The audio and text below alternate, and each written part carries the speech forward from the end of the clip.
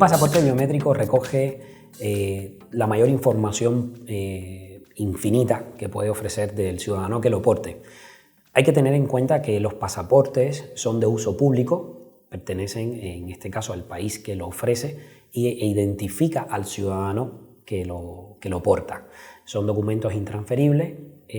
Un pasaporte biométrico recoge datos, por ejemplo, como la huella, el iris del ojo, la biometría de la mano y todos los datos que se le pueden anexar a nivel de información. Él te permite no tener un contacto directo con la persona, pero sí tener acceso a la información general, hasta incluso se puede poner hasta el ADN de la persona.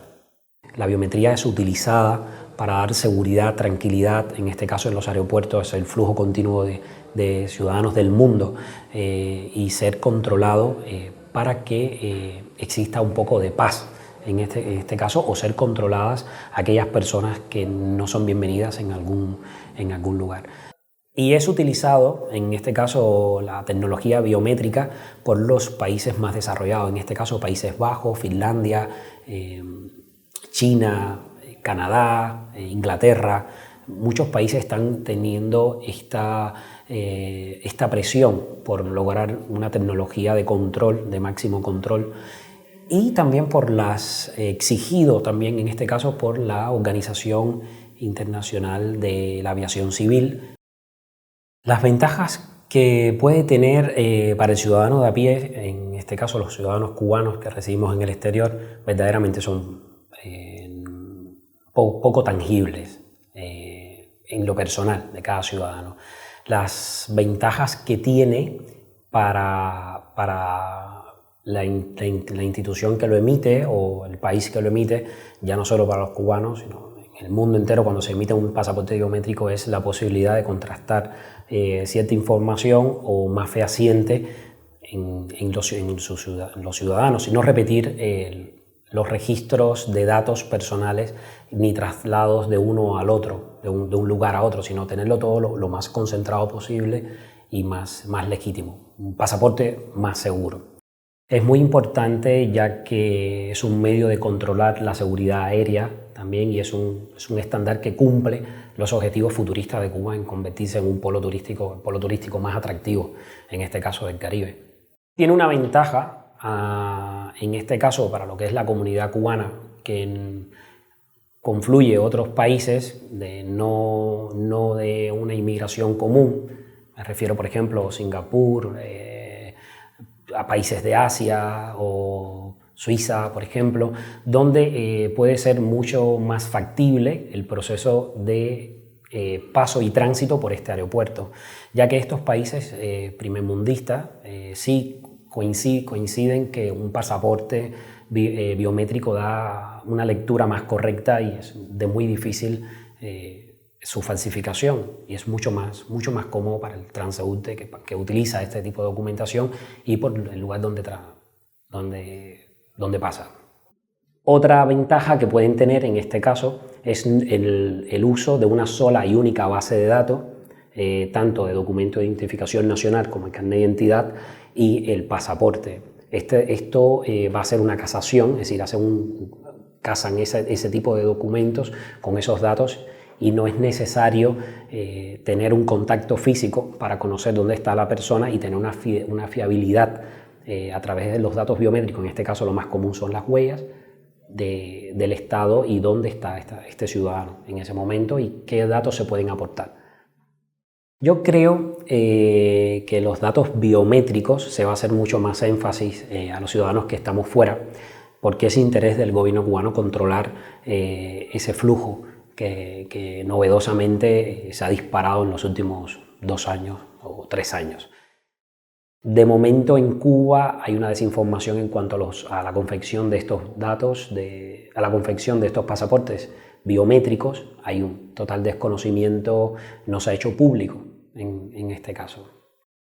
Los ciudadanos cubanos tendrán que lamentablemente trasladarse a las misiones diplomáticas y misiones consulares para poder tramitar esta documentación. ya que es un dato biométrico que se toma en el acto cuando se va a confeccionar el pasaporte y debe ser personalmente. De momento no se ha planteado una solución regulada para los que no puedan trasladarse hasta las misiones consulares o diplomáticas para hacer ese tipo de trámite. No se ha hecho este tipo de comunicado. Yo creo que es muy importante que Cuba se manifieste sobre ello. No debemos tener en cuenta que tenemos ya una emigración donde existe la tercera y cuarta generación, es decir, donde hay ciudadanos un poco desvalidos con una adquisición económica baja o incluso en estado de hospitalización o seguimiento médico que le impide el libre traslado o comodidad de poder viajar tantos kilómetros para poder hacer ese tipo de gestión. Uno de los métodos o de las formas que imagino que los consulados y las misiones diplomáticas o consulares intentarán dar solución medianamente a esto es a través de los consulados itinerantes, pero verdaderamente no llegan a tener una cercanía total, en este caso, a los ciudadanos cubanos que residimos en el exterior. El acercamiento realmente al ciudadano vendría a ser cuando las tasas consulares sean mucho más económicas. No podemos obviar que es el pasaporte más caro del mundo. Es increíblemente caro, con lo cual la cercanía deberían buscarla de otra manera, y la asistencia a este tipo de personas desvalidas que no pueden trasladarse deberían buscar puntos de encuentro ya neutros, no hacerlo en instituciones politizadas o asociaciones, supuestas asociaciones culturales, que son asociaciones politizadas con sede en sedes y casa matriz vinculadas a partidos, en este caso de izquierda. En la última década que hemos tenido, los trámites consulares y las tasas consulares no han bajado, han subido de precio. Esto lo hemos ido notando en los últimos 10 años hacia arriba. Esperábamos con satisfacción que fuese para acortar los tiempos, para utilizarlo en valijas que fueran mucho más rápidas, dar un sistema de comunicación más ágil, más efectivo, un poco actualizado o ecualizado a la realidad de las sociedades donde vivimos, donde el tiempo es dinero y lo necesitamos. Pero no ha sido así. En el caso de Estados Unidos nos puede sorprender, verdaderamente nos puede sorprender, aunque a las autoridades cubanas no les guste verdaderamente conocer y saber que esa comunidad cubana que vive en los Estados Unidos marca pautas para bien o para mal, en dependencia del criterio y de la óptica de la que se mire. Nos pueden sorprender porque es habitual de hace muchos años, desde los vuelos comunitarios, que se tramitaran pasaportes o documentación de identidad de viaje a ciudadanos que vivían en los Estados Unidos y no estaban identificados, en este caso por Cuba, por las diferentes maneras que salieron del país. Y se tramitaban a través de valijas personales que llevaban los sobrecargos de los aviones que se eran charteados, o los encargados, en este caso, de las agencias con las que Cuba tiene un vínculo o contrato turístico o de prestación de servicios. En cualquier momento nos pueden sorprender. Yo creo que sería bueno que el consulado, a nivel consular, se abriese esa delegación, o que buscaran el modo y la forma de ahorrarle a estos ciudadanos cubanos que viven en el estado de la Florida o en Miami o en otros estados, no trasladarse hasta Washington, que le supone un coste también poder hacerlos. Los que están anteriormente solicitados se van a entregar como se estaban haciendo hasta ahora, pero los que comiencen a partir del 1 de junio sí deberán ir personalmente. En el caso de las prórrogas, no ha habido una manifestación en cuanto a cambios o que se debe hacer personalmente sin ir al consulado, es decir, no hacer presencia en el consulado. De momento se ha mantenido de esa manera. Los pasaportes existentes deben cumplir su tiempo de expiración para poder ser cambiados.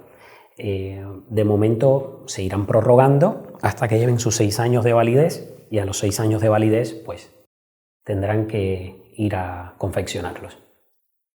En un principio deberían bajar, deberían bajar porque el éxodo migratorio de Cuba hacia el exterior ha subido muchísimo, con lo cual eso implica una mayor recaudación de divisa, una mayor recaudación de fuentes de ingresos y fuentes de ingresos, en este caso al Estado cubano, que pudiese plantearse bajar las tasas consulares y no solo modificar la modalidad de servicios o solicitudes, que es lo último que se hizo.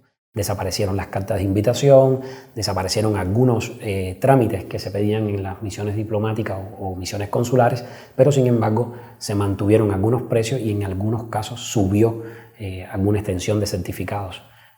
Lo hicieron. Uno de ellos, por ejemplo, que nunca se ha tratado, es la extensión del certificado o el tratamiento que se le pudiera dar a los ciudadanos cubanos que tienen la licencia de conducir, que es expedida bajo las leyes internacionales, y no se ha buscado solución alguna.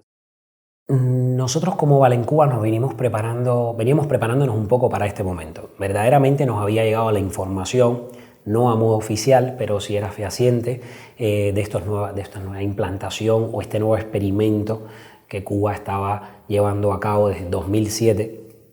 Esto se programó y se empezó a trabajar en la Universidad de La Habana, que se llama llamada UCI. Fueron preparando todo este tipo de información y de aplicación de software para poder cazar este tipo de información. Nos veníamos preparando un poquito para ello, ya que no deja de ser una línea de comercialización o una línea de ingreso que teníamos como grupo empresarial. Referente a las visas de lectura electrónica, de la que se están planteando también con esta nueva modalidad de pasaporte biométrico, se refieren seguro a las visas, en este caso, que son extendidas por las misiones diplomáticas o consulares para los ciudadanos extranjeros que van en busca de exploración o de negocios a Cuba. Yo creo, en general, para Cuba y para los cubanos, de vista futurista, esto es muy importante. Es importante porque hoy es un gran problema donde te encuentras, por ejemplo, empresas como la nuestra, como Consultoría Jurídica Miramar, que hace todo lo que es el proceso de implantación de empresas en Cuba, asesoramiento, le presenta lo que es el tejido empresarial cubano al inversionista, en este caso extranjero, español, porque todavía no pueden hacerlo los cubanos. Es un caso que viabilizaría muchísimo ese tipo de tramitación. Es totalmente absurdo que tramiten un visado para que sea depositado en la misión diplomática o en consulado, para que este señor empresario con poco tiempo o dedicándose mucho tiempo, prácticamente todo el tiempo de su vida a su trabajo, tenga que trasladarse para hacer este tipo de gestión, cuando verdaderamente el resultado final es la inversión extranjera en Cuba. Pero yo creo que es un paso más a que Cuba se desarrolle o a que Cuba pueda verdaderamente, granito a granito, ir aportando un poquitito más de su capacidad y su potencial económico, tanto en el mundo entero como para poder desarrollar el país que al final, en algún momento, debe beneficiar a los ciudadanos de a pie, en este caso de poder obtener un mejor modo de vida.